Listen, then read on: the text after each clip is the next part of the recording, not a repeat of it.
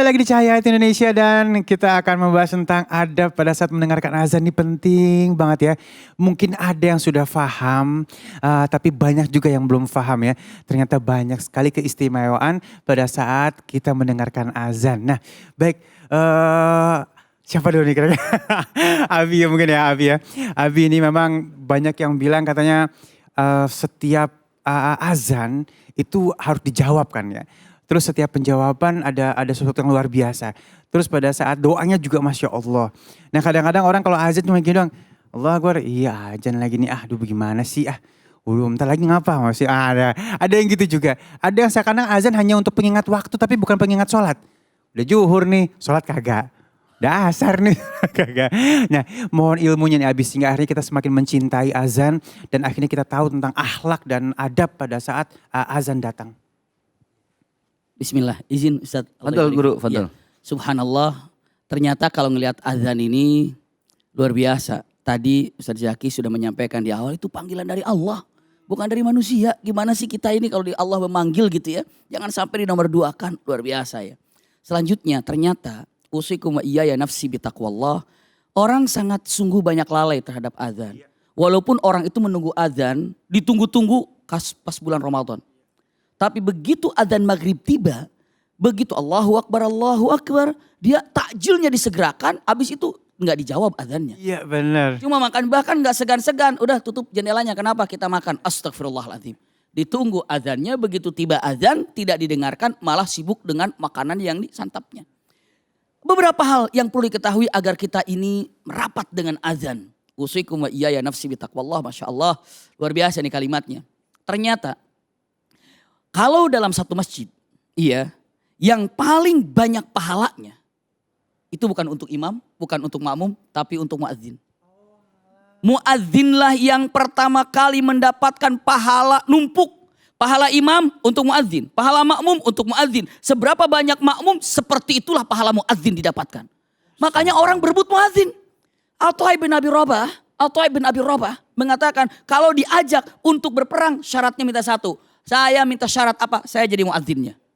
Subhanallah. Orang kadang-kadang berebut jadi imam. Aneh ada usul Gay.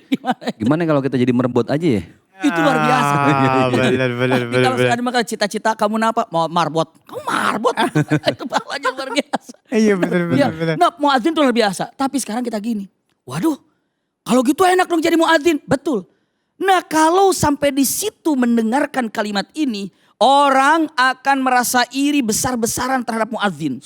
Tapi ternyata maukah Anda ingin mendapatkan pahala seperti pahala muadzin? Mau, bagaimana caranya? Jawab muadzin itu. Allahu Akbar, Allahu Akbar, Allahu Akbar, Allahu Akbar. Maka kita sama dengan pahala muadzin.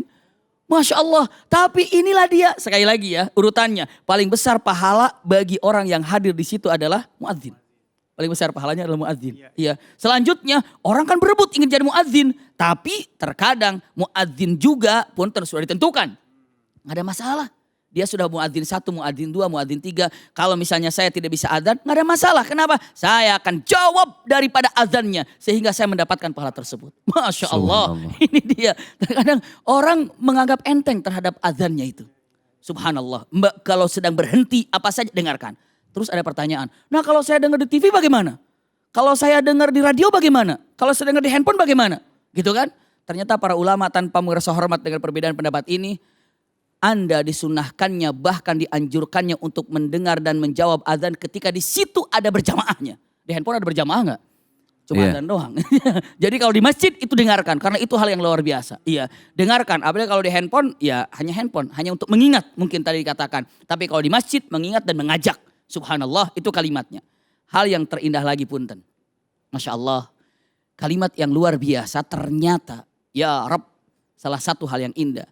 Man sami'al azan. Siapa yang mendengarkan azan. Wa atba'ahu ma qalal muadzin. Ikuti dengan apa yang dikatakan muadzin. Allahu Akbar, Allahu Akbar, Allahu Akbar. Allahu Akbar, Allahu Akbar, Allahu Akbar, Allah. Setelah itu apa? Selesai. Allahumma rabba hadhi da'wati tammah. Dan selanjutnya. Apa coba? Bukankah pintu surga itu ada 8? Iya. Ketika orang mendengarkan azan dengan khusyuk. Dengan baik, dijawabnya, lalu mendengarnya, lalu doanya. Apa kata Rasulullah?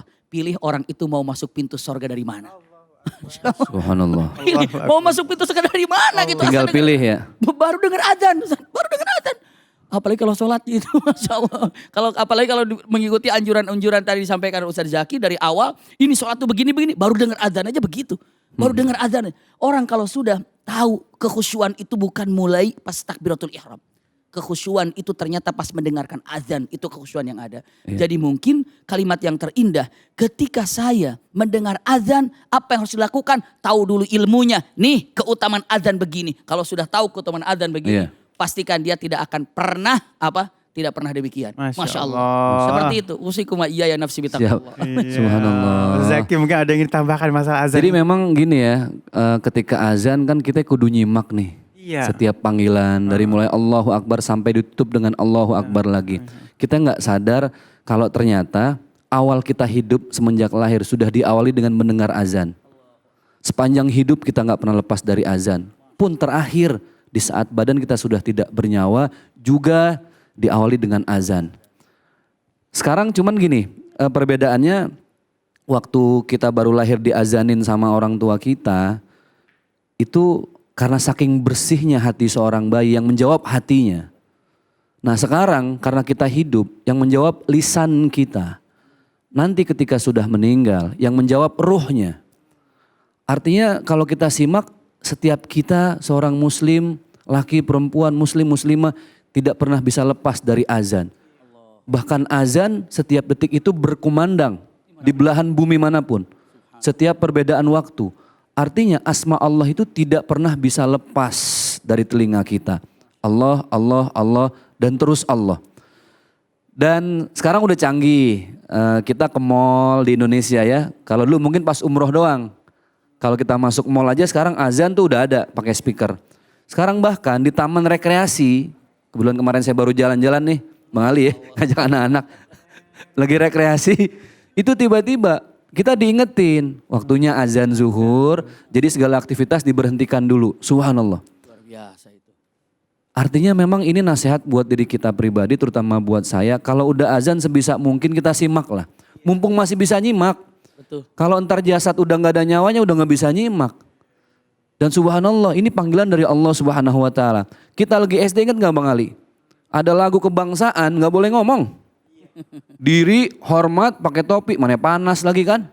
Udah gitu bednya hilang, udah disetrap lagi. Itu lagu kebangsaan. Ini panggilan dari Allah Azza wa Jalla, zat yang menitipkan ruh di setiap kita.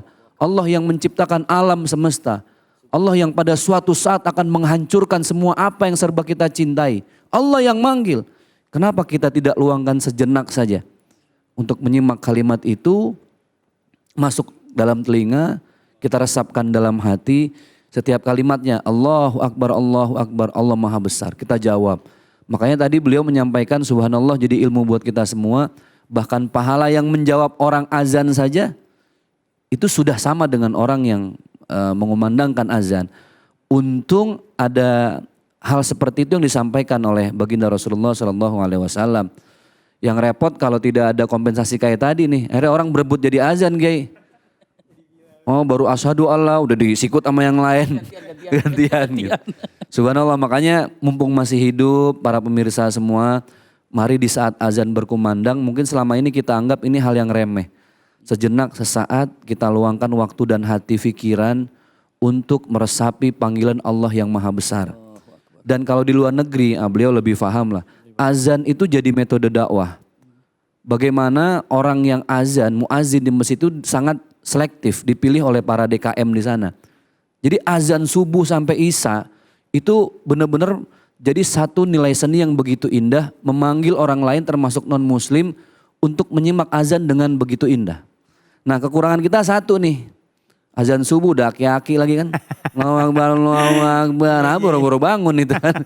Ini perlu diperbaiki mungkin gitu. Masya Allah. Supaya jadi metode dakwah terbaru lah. Masya Allah, terima kasih guru-guruku nih.